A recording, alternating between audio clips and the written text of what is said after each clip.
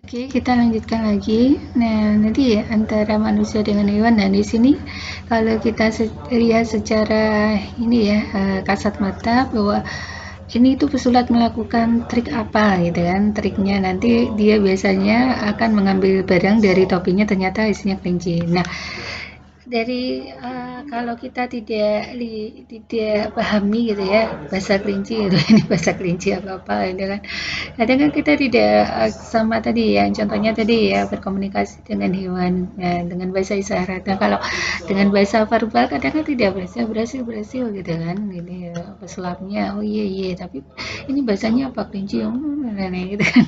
Nah kan kadang kalau kita lihat film-film sama ini kan loh itu binatang bisa bahasa manusia itu kan hanya di film dalam artian dia menyampaikan komunikasi tapi pas ketemu manusia dia juga tidak melakukan komunikasi dengan bahasa manusia ya. Nah oke, jadi apa sih sebetulnya interaksi ini antara manusia dengan hewan tadi ya contohnya ada hewannya cerdas pun kita menggunakan bahasa manusia. Mungkin ada burung gitu ya, burung beo, dia bisa menirukan bahasa Indonesia, bahasa manusia. Itu karena memang kebiasaan mendengarnya gitu ya, jadi melafalkan. Tapi kan dia tidak bisa dalam artian untuk berinteraksi dengan manusia, hanya mengulangi kata-kata mama A, B, C, sama siang, dan assalamualaikum. Tapi kan dia tidak paham apa itu maknanya gitu ya. Nah, kadang harus kita lihat bahwa komunikasi itu dapat digunakan untuk apa saja mengemukakan gagasan atau ide kayak jadi kita Anda ya dalam satu kelompok berdiskusi gitu ya. Nah, itu tujuannya apa? Tujuan nanti saling gitu ya, saling bercakap-cakap, saling ngobrol gitu ya. Terutama tujuannya apa? Tujuannya karena ingin mengerjakan tugas yaitu mendapatkan ide dari produk. Tentu di sini Anda kan punya pendapat, ide-ide gitu kan Anda sampaikan kepada teman Anda. Terus Anda juga berkomunikasi dengan dosen gitu ya kan ada tujuannya belum paham gitu ya ingin tanyakan tugas kan pasti dalam komunikasi itu ada tujuannya jadi mengungkapkan gagasan atau ide gitu kan terus nanti kalau bertanya gimana Bu itu juga sama saja ya bentuk dari komunikasi kemudian ada meminta pendapat ya tadi gini ya Bu, kalau saya berproduk seperti ini bagaimana? Sepertinya bertanya serta meminta pendapat.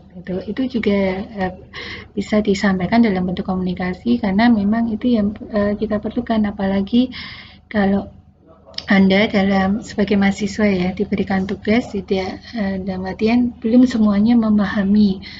Apalagi tugasnya dalam bentuk tulisan gitu ya. Nah, kadang kita lakukan komunikasi chat WA pun dengan tulisan. Nah, bahasa tulisan itu kan kadang tidak bisa dipahami kalau kita bicara secara langsung gitu ya. Contohnya buatlah tugas saya tulis gitu ya, buatlah tugas untuk menciptakan suatu produk gitu ya. Nah, kadang kan bingung juga gitu ya menciptakan itu bagaimana gitu kan.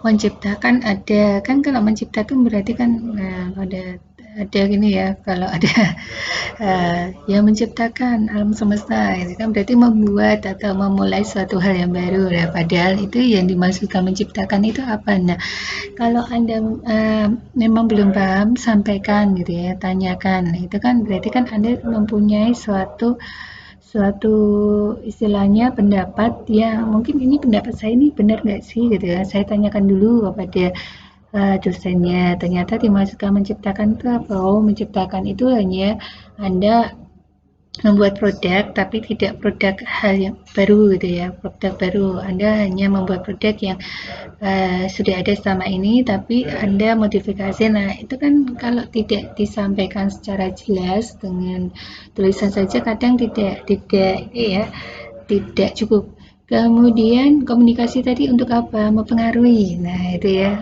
saat-saat ini masa-masa ini yaitu masa pilkada itu kan kadang mempengaruhi itu hal yang sangat-sangat penting gitu ya.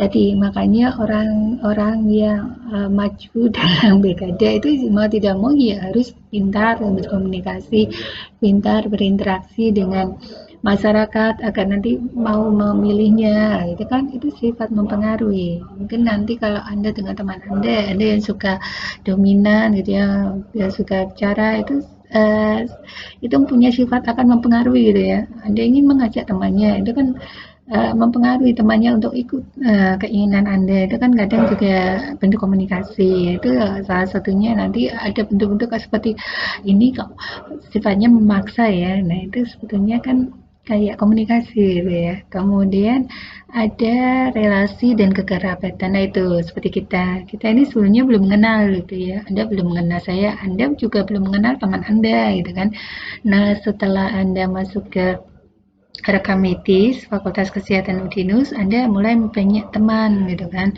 banyak teman gitu kan kemudian nanti dari teman itu apa sih nah tadi dari komunikasi itu nanti oh ternyata teman saya itu pintar nyanyi gitu ya saya ingin nyanyi pintar nyanyi saya ingin bisa nyanyi gitu ya maksud saya kan ya bisa nyanyi nanti gimana caranya kalau les itu kan mahal dengan teman saya aja lah nah kadang kan relasi itu ada manfaatnya juga tapi jangan nanti dalam artian dimanfaatkan gitu enggak ya manfaat yang dalam artian tadi menuju ke prestasi gitu kan nah kita lihat di sini bahwa adanya komunikasi itu juga nanti mempunyai tujuan dan motivasi tadi saya ingin bicara kepada dosennya gitu ya kadang kan ada ini wah ini suka apa dikenal dosen atau dekat dengan dosen supaya dikenal dosen dan lain-lain itu ada motivasinya jadi ada motivasi yang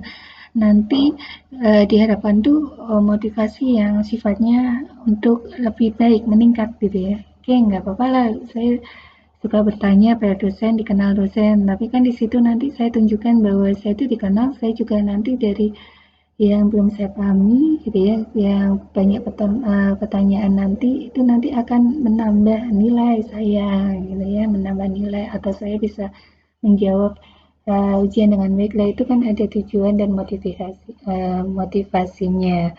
Oke, nah kemudian ada juga ini nanti bisa Anda baca lah gitu ya.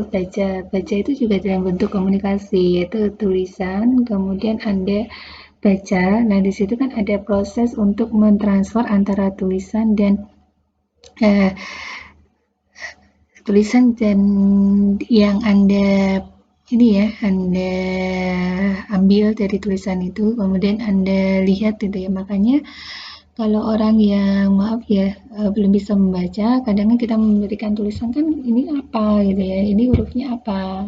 Biasa tidak usah jauh-jauh lah kalau kita pintar membaca gitu ya tulisan Latin, tapi kalau kita diberikan kayak tulisan gitu ya tulisan negara ada negara yang punya tulisan kayak tulisan Thailand ya atau tulisan Korea gitu kan kadang kan kita bingung juga ini apa sih maksudnya gitu kan sebetulnya itu komunikasi tulisan tapi kalau kita tidak pahami gitu ya walaupun kita bisa membaca secara uh, huruf Latin tapi kalau bentuknya lain gitu kan kita juga tidak paham ya akhirnya kan kita tanyakan juga.